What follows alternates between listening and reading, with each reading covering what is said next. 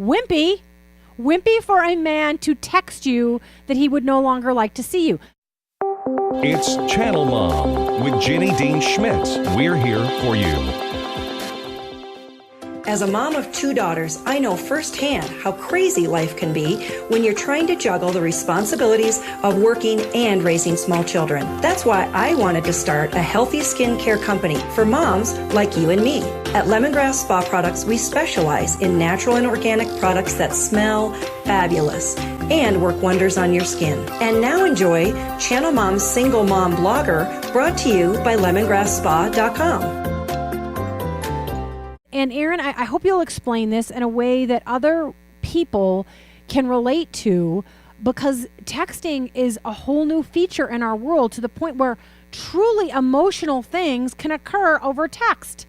So what happened to you, our single mom friend, via text recently? Well, I got a text on Friday morning from a man that I've been dating. We met in May and went out a couple of times over the summer, and over the last 5 weeks or so started seeing each other regularly.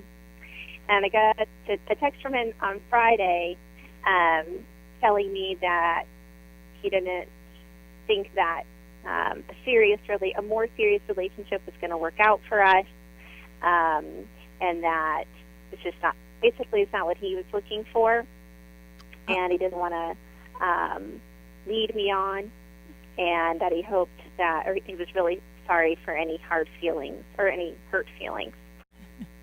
Okay, first of all, I'm just going to call a spade here right on Channel Mom Radio. Wimpy. Wimpy for a man to text you that he would no longer like to see you. Don't mean to be too critical, but I just call it as it is, and that was wimpy. He should have come to you in person and explained where things were at. It would have been way more respectful and potentially a little less hurtful, because you could have seen his eyes and his tone and everything else. I mean, do you agree? Oh, yeah. The first word that came to mind was, ooh, cowardly. Yeah, and by the way, you don't want to go be with a guy like that anyway then. No, it was pretty confirming. You're talking about how you were in that wilderness place and you had a ton of hard things happen to you as a single mom and for Jackson. Then in the end of your most recent blog, you talk about how you feel like you've been let out of that wilderness and some promised land things have come about, and you are grateful to God for those things. One of the promised land things was the way you were able to take this breakup text in a way that you would not have been able to take in years past.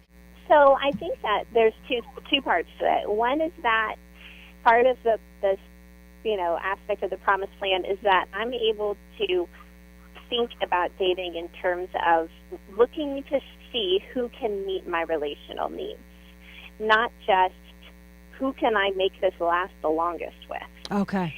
And the other part of it is that, yes, so I get this text, but, I kept good physical boundaries, and those physical boundaries enabled me to keep good emotional boundaries. And so the text wasn't devastating. I was sad.